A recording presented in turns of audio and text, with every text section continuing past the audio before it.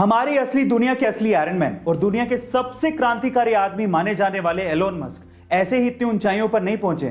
SpaceX, Tesla, the boring company, solar city, hyperloop ऐसी बड़ी बड़ी कंपनियों के मालिक एलोन अपने दिमाग के दम पर और अपनी रिस्क टेकिंग कैपेबिलिटीज के दम पर उस मुकाम को हासिल किया है और दुनिया के सबसे अमीर लोगों की सूची में वो टॉप 3 में आते हैं। आज इस वीडियो में हम लोग एलोन मस्क की ऐसी 3 कहानियां जानेंगे जिन्होंने उन्हें इस ऊंचाई पर पहुंचाया है। गाइस, अगर आप ये 3 कहानियां ध्यान से सुनेंगे तो मैं आपसे गारंटी लेता हूं कि आप भी अपनी जिंदगी में पॉजिटिव बदलाव लाकर सक्सेस को पाने की कोशिश करेंगे। उनकी पहली कहानी जुड़ी है उनके बचपन से।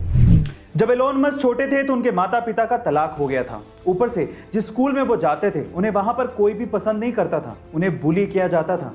एक बार तो उनके स्कूल के बच्चों ने एलोन को इतना मारा कि वो 7 दिन के लिए हॉस्पिटलाइज हो गए थे। किसी को भी एलोन में कुछ भी खास नजर नहीं आता था। ऊपर से उनके पेरेंट्स को एलोन में एक प्रॉब्लम नजर आने लगी थी।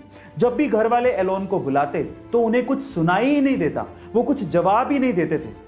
शुरू में घर वालों को यह लगने लगा कि उसके कान खराब हो चुके हैं। इसी वजह से एलोन को कान के डॉक्टर के पास ले जाया गया और उनकी सर्जरी करवाई गई ताकि उनकी सुनने की क्षमता बढ़ सके।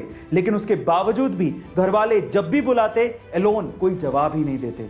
लेकिन बाद में समझ में आया कि यह साधारण सा दिखने वाला लड़का एक असाधारण क्षमता रखता है और वो क्षमता है एकाग्रता की, यानी कि कंसंट्रेशन की। जब भी एलोन मस्क कोई काम करते तो वो उसमें इतने डूब जाते कि आसपास क्या चल रहा है उन्हें कुछ भी एहसास ही नहीं होता। जब वो बुक्स पढ़ते या फिर कोई काम करते या फिर सोचते तो वो पूरी तरह से अपने माइंड को कंसंट्रेट कर देते थे। गाइस, यहां पर उनके बचपन से ये बात सीखने लायक है कि जब भी आप कोई भी काम करें अपना 100% फोकस सिर्फ उसी काम पर लगाएं, आपको सक्सेस मिलेगी ही। अगली कहानी जुड़ी है उनकी टीनेज से। गाइस, बुक्स पढ़ने की आदत उन्हें बचपन से ही लग चुकी थी और पेरेंट्स तक को पता था कि अगर एलोन घर पे नहीं है तो वो पक्का घर के किसी आसपास की लाइब्रेरी में बैठकर बुक्स पढ़ रहे होंगे। उन्हें बुक्स पढ़ने की आदत इतनी ज्यादा थी कि लाइब्रेरी की बुक्स वो खत्म कर चुके थे और जब कुछ नहीं बचा तो उसके बाद उन्होंने एनसाइक्लोपीडिया तक चाट डाली थी। अपनी पढ़ाई को आगे कंटिन्यू करने के लिए उन्होंने साउथ अफ्रीका छोड़ा और वो कनाडा शिफ्ट हो गए। बाद में हायर स्टडीज के लिए वो यूएस चले गए।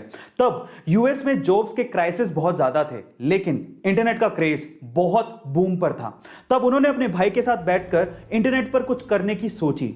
उस वक्त उन्होंने ये ध्यान दिया कि येलो पेजेस नाम से एक बुक आती है जिसमें छोटे बड़े जितने भी बिजनेसेस हैं वहां पर लोग इनके कॉन्टैक्ट नंबर और उनके एड्रेस को ढूंढा करते हैं। तो उन्होंने सोचा कि क्यों ना एक ऐसा सॉफ्टवेयर बनाया जाए जिसमें येलो पेजेस की जरूरत लोगों को पड़े ही नहीं और सारी चीजें उन्हें इंटरनेट पर ही अवेलेबल हो जाएं। उन्होंने कंपनी का नाम रखा Zip2 और आगे चलकर ये कंपनी इतनी ज्यादा फेमस हो गई कि कॉम्पैक्ट ने इस Zip2 नामक कंपनी को $307 मिलियन में खरीदा और एलोन मस्क 27 साल की उम्र में ही मिलियनेयर बन चुके थे। अब वो चाहते तो आगे की सारी जिंदगी बड़ी आसानी से काट सकते थे, लेकिन अब सुनते हैं उनकी तीसरी कहानी जिसने उन्हें अमीर और मशहूर बना दिया। Zip2 को सेल करने के बाद एलोन ने पूरी दुनिया में बैंकिंग ट्रांजैक्शंस को आसान बनाने के लिए X.com नामक एक कंपनी की शुरुआत की, जो कि आगे चलकर पेपल नाम से मशहूर हुई, जिसे eBay ने $1.5 बिलियन में खरीदा था। अब एलोन मस्क के पास पैसा बहुत था और अब बारी थी दुनिया को बदलने की। इसीलिए एलोन मस्क ने अपने पैसों को ऐसी कंपनीज में इन्वेस्ट किया जो कि फ्यूचरिस्टिक आइडिया थे, लेकिन लोगों को ये आइडियाज बेकार लगते थे। जब एलोन ने इन कंपनीज में अपना पैसा डाला तो लोग उन्हें पागल और पैसा बर्बाद करने वाला कहने लगे थे। सन 2002 में एलोन मस्क ने अपने पैसों का 75% हिस्सा स्पेसएक्स नामक कंपनी में लगाया, जो कि सस्ते स्पेस व्हीकल बनाना चाहती थी और लोगों को स्पेस की सैर करवाना चाहती थी। और सन 2004 में बाकी बचा हुआ पैसा टेस्ला कंपनी में लगाया, जो कि इलेक्ट्रिक व्हीकल बनाना चाहती थी। लेकिन कुछ भी आसानी से नहीं मिलता। एक वक्त ऐसा आया जब टेस्ला कंपनी डूबने वाली थी और स्पेसएक्स के शुरू के 3 रॉकेट लॉन्च पूरी तरह से हवा में ही बर्बाद हो गए थे।